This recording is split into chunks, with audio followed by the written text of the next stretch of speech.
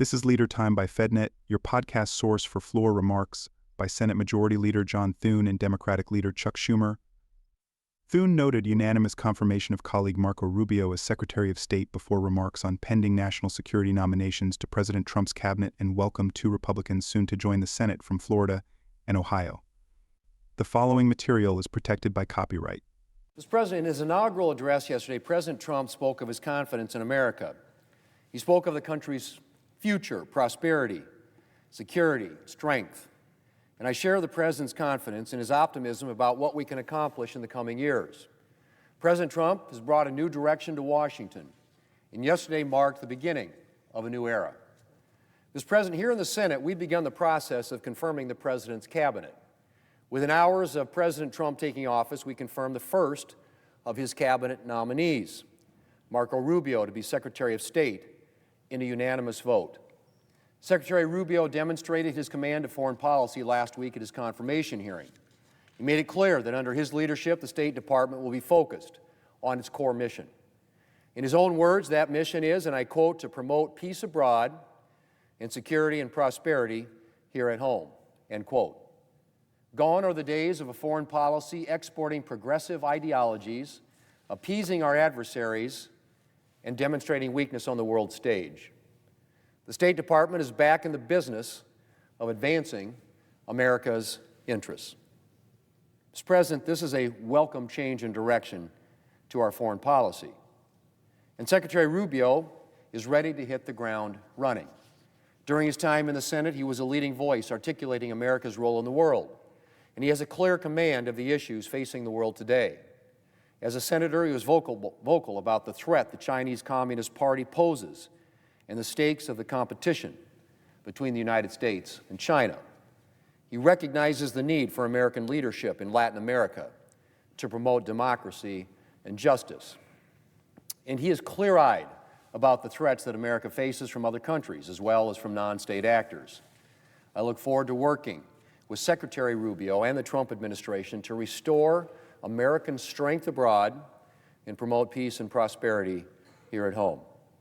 Mr. President, in the coming days, the Senate will hold additional votes on the President's national security team.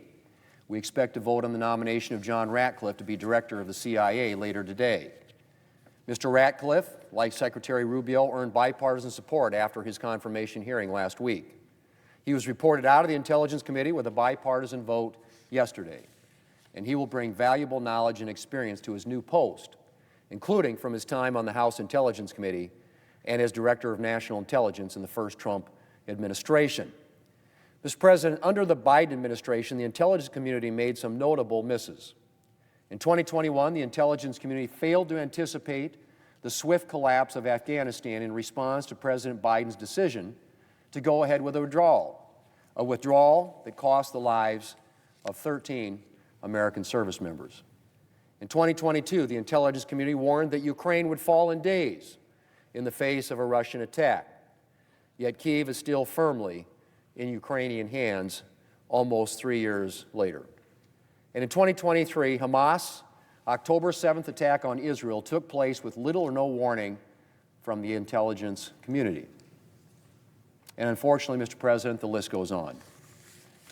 We need a return to fundamentals. Last week, in his confirmation hearing, Mr. Ratcliffe promised to return to the CIA's core mission. That means recruiting spies to collect intelligence and providing objective intelligence analysis without bias.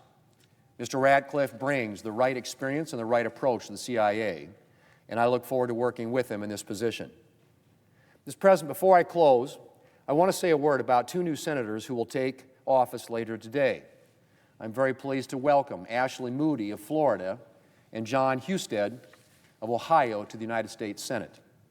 Ashley Moody began her career as a lawyer in private practice, and in all the spare time that a young lawyer has, she volunteered to help domestic violence victims seeking protection in court. At the age of 31, after already practicing at a law firm and as a federal prosecutor, she became the youngest judge in the state of Florida. During her time as a judge, she recruited volunteer attorneys to stand with children whose parents did not appear in court with them and developed a mentoring program for at-risk youth.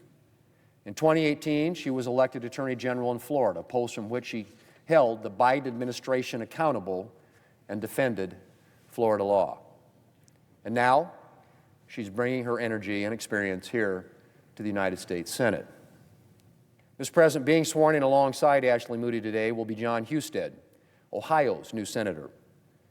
Senator is just the latest title that Ohioans have called John Husted. He's been a state representative, Speaker of the State House, a state senator, Secretary of State for Ohio, Lieutenant Governor, and now United States Senator. No matter his title, Ohioans know that they can depend on John Husted to fight for a smaller and more efficient government that genuinely serves its citizens. And I'm very pleased to welcome him here to the Senate. Both our new senators bring valuable experience, expertise, and perspective to the Senate Republican majority. And the whole Senate will benefit from them joining our ranks. And, Mr. President, I look forward to working with them. Schumer celebrated the Taliban's releasing a New Yorker, challenges President Trump's claim in his second inaugural address to a coming golden age, and previews concerns about Trump's nominee to lead the Office of Management and Budget. So, Mr. President, this morning I have some amazingly great news. After more than 2 years of being unjustly detained by the Taliban, Ryan Corbett from Dansville, New York, is finally free and on his way home. In just a few hours, praise God, Ryan will be back on American soil and will be able to hug his wife, Anna, and his beautiful children, Miriam and Caleb and Ketsi. They represent the very best of upstate New York. Hardworking, God-fearing, persistent, and humble. Soon, Ryan will be back home in Western New York in the community he loves so much and waited so desperately for his return. I met with the Corbett family repeatedly. Every time I met with them, his wonderful wife, Anna, strong but quiet, never gave up, and his beautiful children, who so missed their dad, and you could just feel it. And every time I met with them, just my heart went out, and I said, I have to do more and more and more. It's a moment we have all prayed for and hoped for. And thank God this day has finally come. What a blessing. What an amazing day. When I heard Ryan's story from his family and listened to them as they pushed and pushed for his defense, I saw that even in the darkest moments, even when hope seemed lost, the Corbett family never gave up. And they never got angry. They never pointed fingers or called names. They just kept persisting and persisting and persisting. And their beautiful, hard, unrelenting, patient persistence has paid off. I work very closely with the Corbett family to build bipartisan support for Ryan's release. We brought attention to his imprisonment and made dozens of calls to elevate his case to the very highest levels of government. I want to thank President Biden and his administration's negotiating team, as well as my colleagues on both sides of the aisle, for helping bring Ryan back. We can finally say these 5 amazing words. Ryan Corbett is coming home. He's coming home to New York. He's coming home to Dansville. I can't wait to see him and welcome him back very, very soon. Now, on the first day of President Trump's presidency, moments after taking the oath of office, President Trump declared that it was the dawning of a golden age here in America. But on day 1 into his presidency, it's clear Donald Trump's golden age is not for the working and middle class. His golden age, rather, is for the special interests, for the wealthy elite, and the corporate insiders he promised to take on as president. Just look at his first day in the White House, which shows exactly what I am saying. On day 1, President Trump and his executive orders made it harder for Americans to save on prescription drug costs. President Trump cleared the way for big oil and polluters and halted leasing of offshore wind farms. He took steps to make it harder to enroll in the ACA and made Medicaid less generous. He removed the United States from the Paris Climate Accords. Nothing President did on day one lowered grocery prices. Nothing helped Americans achieve their dream of owning a home.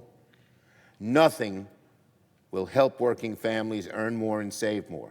Their drug costs will go up, the cost of buying and maintaining a home will go up, the cost of health care will go up, the cost of energy will go up. So who is exactly Donald Trump's golden age for? Not for working Americans, that is for sure. President Trump's golden age is one for America's biggest drug companies, who can now worry less about lowering their prices. It's a golden age for America's richest oil executives, who want nothing more than to kill clean jobs and deepen America's dependence on fossil fuels. It's a golden age for America's top 1%, who want another trillion-dollar tax break paid for on the backs of workers in the middle class. And sadly, it's a golden age for lawlessness and lawbreakers who were pardoned yesterday by President Trump.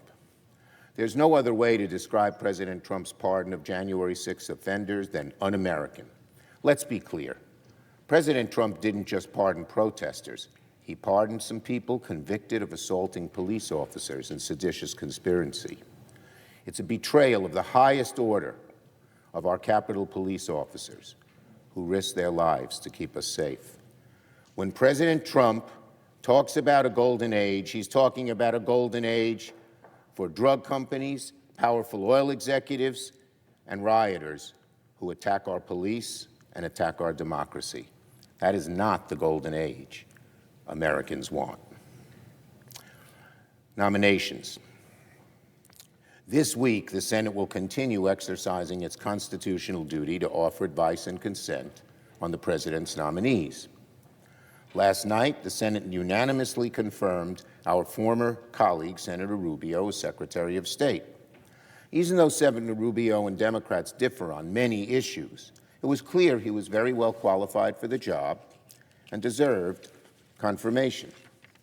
Now, if every one of President Trump's nominees were as qualified and experienced as Senator Rubio, they'd sail through the Senate with bipartisan support. But sadly, too many of the president's nominees do not match Senator Rubio's caliber. Too many have troubling backgrounds. Too many seem unprepared for the job and prove so during testimony. Too many nominees have been rushed through before their paperwork has been submitted.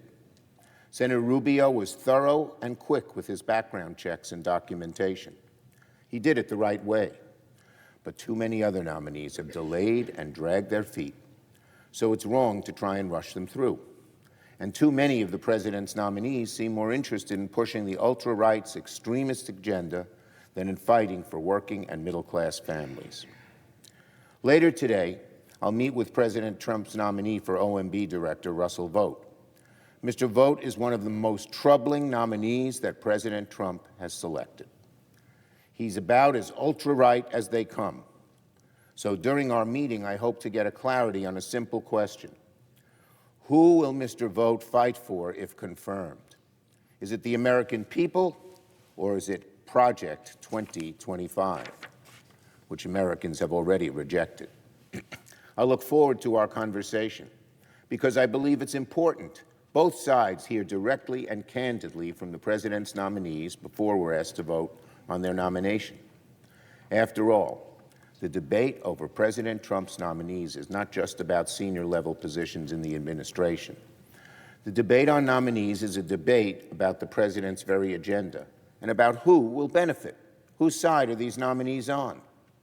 President Trump promised an agenda that will fight for the working and middle class. He promised a golden age for the country. But actions speak louder than words. And so far, the president's nominees suggest that if there's any golden age coming, it's only one for the very, very elite. So Democrats will continue to get the president's nominees on the record on very important questions. Will Donald Trump's nominees focus on cutting costs, or will they be more interested in cutting sweetheart deals for big businesses? Will they protect our communities, or will they focus more on protecting special interests? Will they serve middle class and working families, or will they serve the swamp? That is what the American people want to know. Thanks for listening to this FedNet podcast, and be sure to subscribe on your favorite podcast platform. This program is copyrighted by Federal Network, Incorporated, and provided only for informational and educational purposes. Unauthorized reproduction, distribution, or use of this episode without expressed written permission from FedNet is prohibited.